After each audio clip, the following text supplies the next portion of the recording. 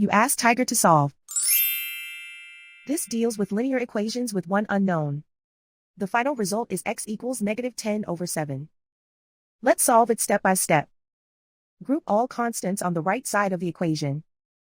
Add 9/7 to both sides. Combine the fractions. Combine the numerators.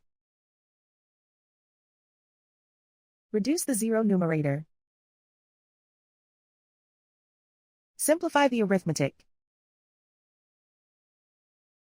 Find the lowest common denominator. Multiply the denominators. Multiply the numerators. Combine the fractions. Combine the numerators.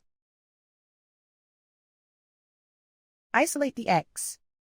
Multiply both sides by inverse fraction 4/-5. Move the negative sign from the denominator to the numerator.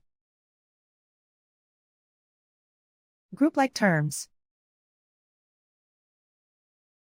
Multiply the coefficients. Simplify the arithmetic.